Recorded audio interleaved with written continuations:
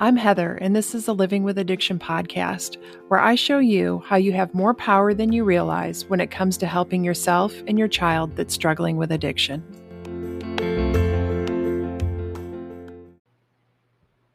Hey, how's everybody doing?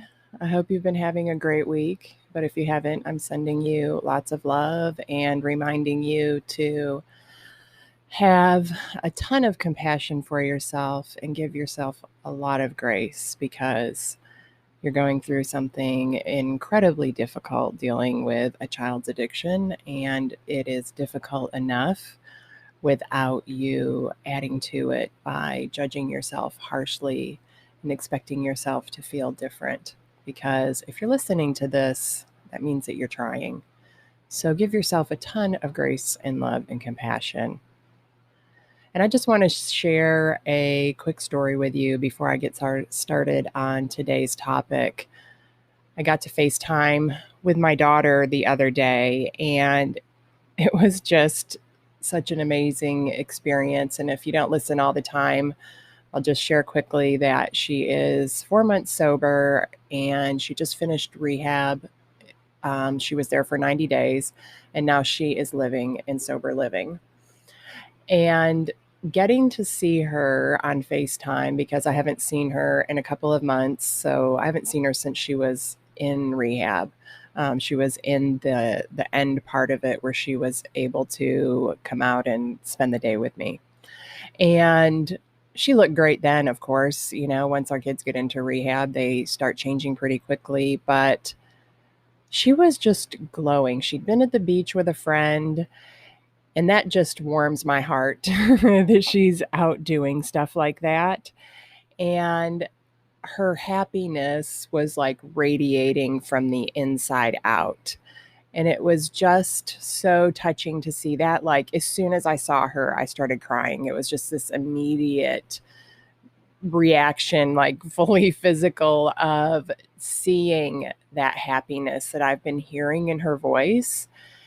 And this didn't seem possible the day before she went to rehab, or even the day she went to rehab. Like, my mom and I dropped her off and got the heck out of there because we were afraid she wouldn't even stay. Like, days before, she was saying things like it wasn't worth it to go and that rehab doesn't work because it didn't work the last time. And in the past, when she went to rehab, she was never willing to live in sober living. And now she loves it and is happy and thriving in that environment. So we just have to be really careful not to categorize our kids as somebody who will never go to rehab or never go to sober living or never do this or that, because we have to remember that sometimes the situation seems, I can only imagine, even much more hopeless for them than it does for us. And so they say things like that, and maybe they mean it in that moment because it feels like it will never get better for them the same way. It feels like it will never get better for us. But things can change at any time, and we never really know what will happen. And that's something I find very comforting, that I never really know what will happen with my daughter. That reminds me that all of the terrible things I think about all of the time aren't going to come true, that I never really know how things will play out. I've thought before that I knew exactly what a person or situation in her life was going to cause. And thank God I was wrong 99% of the time. So I just wanted to share that with you, just to remind you that when we're in the middle of something, it feels like it will never change. It will never get better. And it will always be this awful. And that's just not true. It doesn't have to be that way, which is a great lead into my topic today, because this is something that I'm kind of fascinated with. It's called post-traumatic growth. And that is about the good that can come out of trauma. And I'm not trying to dismiss the suffering of somebody with PTSD. This can come as a result of PTSD, but someone in the middle of PTSD is a totally different topic. I'm not talking about that at all. I'm talking about once you have done all of the work on your trauma and you're in a place where you're ready to come out the other side of it. So I'm focusing on the growth that you can experience after a traumatic event. Like, did you even know that that was a thing? I've heard of it before, but I never really studied it until I was preparing for this podcast episode. And I'm just so fascinated by it because I can see, like, this is exactly the things that have happened in my life. And, on one hand, as humans, we're kind of fragile, right? Like, we can easily be hurt physically and emotionally or killed. But on the other hand, our ability to heal physically and emotional is astounding.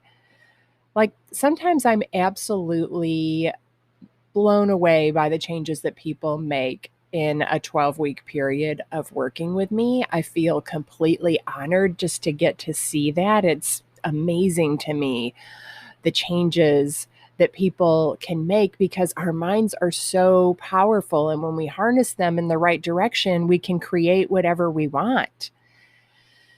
And if you've been dealing with a kid's addiction for any length of time, then you've probably experienced some traumas, including the extended, relentless stress and pressure and chaos caused by the addiction. And of course, this is something that we would never, ever choose for ourselves, but we're in the middle of that. Or maybe you're listening to this for some other reason and you've experienced some other trauma. But every experience includes the good and the bad. There's a dark and a light side to everything. And post-traumatic growth is the positive changes that are experienced after a major life crisis or traumatic event. And it occurs in 5 areas. That's how it's measured. And one is new opportunities that emerged from the struggle. 2 is changes in relationships, such as closeness with other people who have suffered the same traumas, like the reason I have my Facebook group, or a new closeness with friends and family. The 3rd one is an increased sense of one's strength and resilience. Like, now you can get through anything if you've made it through this. The 4th is greater appreciation of life in general. And the 5th is significant changes in spirituality, religion, or your belief system. Now, I certainly wasn't looking for growth when I found it. What I was looking for was relief. And that relief came through tremendous growth and change. And the same growth and change that came from all the work that I share with you on this podcast and the work that I go deeper into with my clients is what created post-traumatic growth for me. And I want to add that I wasn't ready for growth when I was still in great distress. And I had to get past that part to be ready for growth and change. So if you're listening to this and you're in a state of distress or in the middle of a crisis, you might not be ready for the growth part yet. And if that's the case, like, don't judge yourself. Allow yourself to be right where you are. Just be open to the idea that at some point you might be ready for that too. So there's a distinction between post-traumatic growth and resilience. We hear a lot about building resilience to help us with our kids' addiction, and it's such a valuable skill. It's the ability to recover quickly from difficult situations. Post-traumatic growth, however, is when somebody experiences a traumatic event that rocks them to their core and challenges their beliefs. They endure psychological struggle or even mental illness like post-traumatic stress disorder, and then ultimately they find personal growth.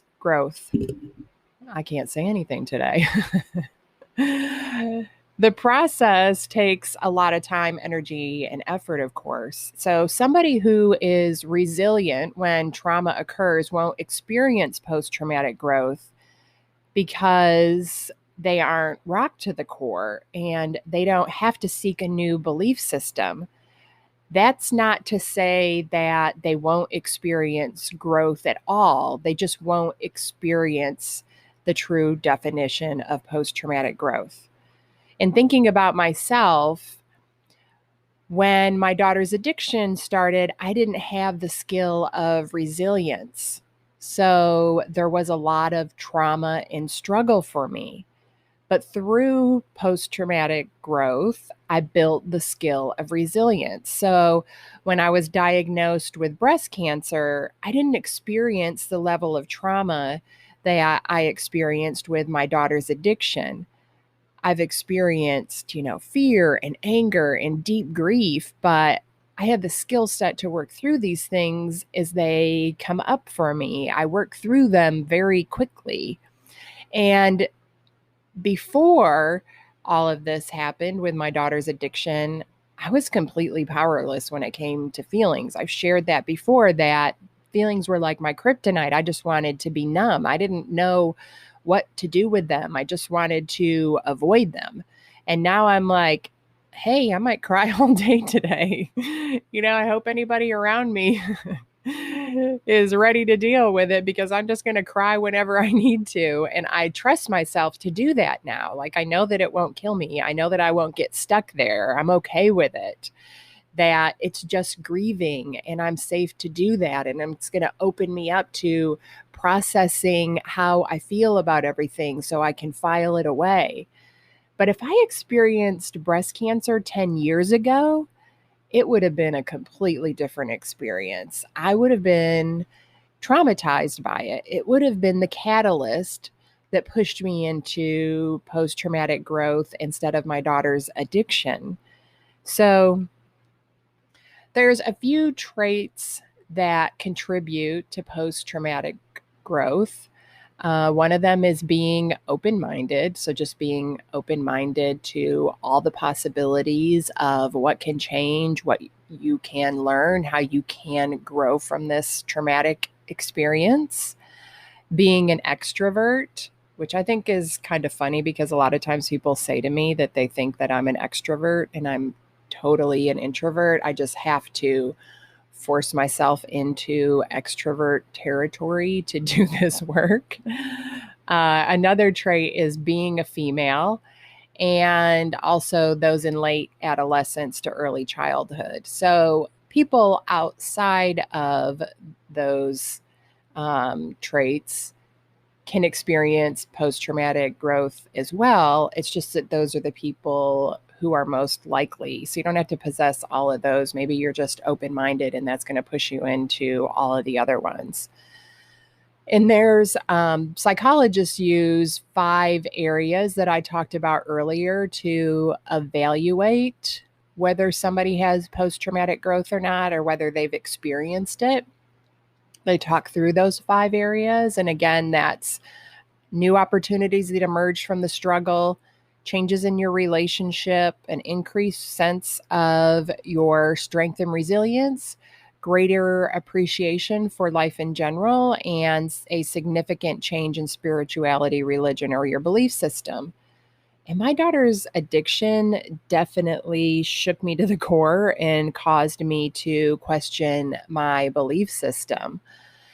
One of the things I always share with you guys is that you need to question your current belief system and create a new belief system that serves you as you go through your child's addiction. And that was critical for me in my experience. And I experienced change in all 5 of those areas. I went through the whole thing.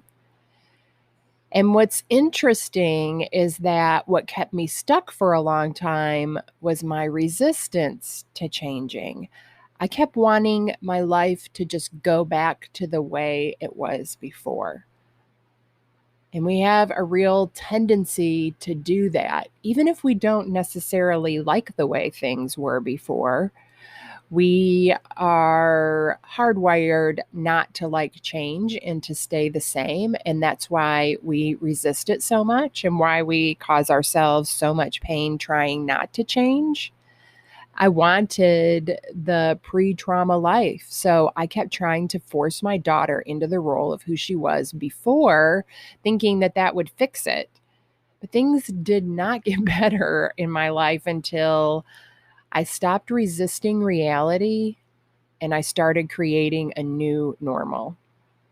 And as I was researching post traumatic growth, I was reading that life can be better than it was before the trauma, which is pretty mind blowing, right? That out of a trauma can come a situation where our life is even better. But it is true because I'm living it, I've experienced it. And it's not in spite of the trauma, but because of the trauma, which I think is fascinating because, as I said, that's what I've experienced, all the work that I've done on myself and how committed I've been to my own recovery has created this growth and change in my life. It opened up my world. So I just want you to open up your mind to this possibility. And again, like, I'm not dismissing the horrors of what you've gone through or the trauma, just opening up to the fact that there is hope. And not only can your life be as good as it was before, but it could be even better. So I just want you to open your mind to that if you're feeling resistant to it as you're listening to this. The possibility that through the trauma and suffering you've experienced in your life, you can create things that never would have happened otherwise. Like, I would have been working in the corporate world for the rest of my life. I would have never got the opportunity to be a life coach and work with people and help them. I always wanted to help people. I would have never had this opportunity to do that if I hadn't experienced my daughter's addiction. I mean, personally, I'd rather learn from pleasurable experiences than painful ones, but since this is the journey that I'm on and it includes the trauma of a child's addiction, then I'm going to grow from that. So, as you're listening to these episodes of my podcast, open up to the growth that you can experience as well, or give yourself credit for the growth you've already experienced. If you're a listener who's worked with me before, then you know I always point out your wins and growth. And I hope you're still doing that for yourself. This is a reminder to do that. But if you're a listener who's never worked with me, you should use the link in the show notes to sign up for a call, because it's one thing to listen to this podcast every week. I mean, you'll experience changes from just doing that, but working with me one-on-one will help you take this work to so much deeper of a level and really get to experience putting the concepts I share with you to work in your life, so that when we finish working together, it's just natural for you to do things that way. So that's all I have for you today. I hope that you have an amazing rest of the week, and I'll talk to you next week.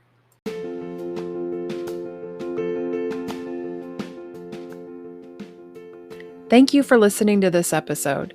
If you want to learn more about my work, go to heatherrosscoaching.com. If you want to help other parents who are struggling with a child's addiction, you can do it 2 different ways. First, you can share the podcast with them directly, or you can share it on your social media. Second, you can leave a review. Talk to you next week.